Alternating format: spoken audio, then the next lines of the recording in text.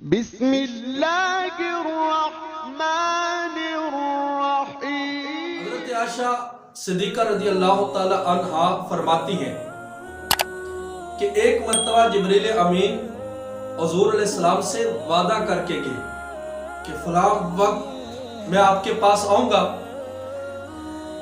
جناب جبریل امین اپنے وعدے کے مطابق حضور کے پاس تشریف نہیں لائے۔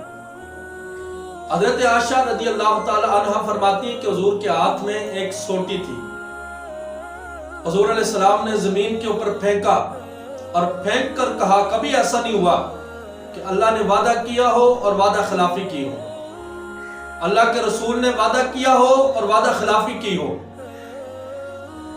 حضرت عائشہ رضی اللہ تعالی عنہ فرماتی ہیں کہ اسی اثناء کے اندر حضور کی نظر چارپائی کے نیچے بیٹھے ہوئے کتے کے بچے پر پڑی تو حضور علیہ السلام نے فرمایا عائشہ یہ کہاں سے آیا؟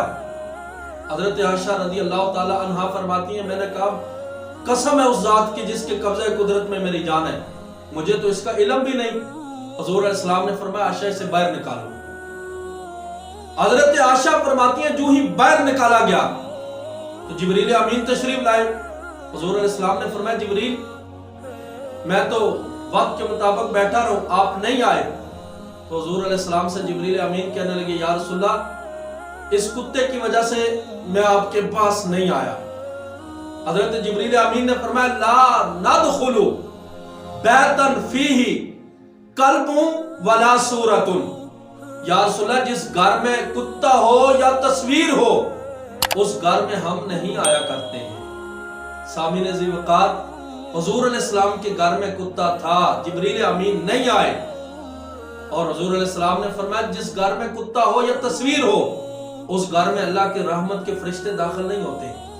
آج دیکھو ہر گھر کے ہر کمرے کے اندر ہم نے تصویریں لگائی ہوئی ہیں، شوقیہ لوگوں نے کتے پار رکھے ہیں اور پھر کہتے ہیں گھر کے اندر برکت کوئی نہیں، سب کچھ ہے گھر کے اندر برکت کوئی نہیں، سب کچھ ہے گھر کے اندر لڑائی نہیں ختم ہوتی، سب کچھ ہے گھر کی پریشانی ختم نہیں ہوتی۔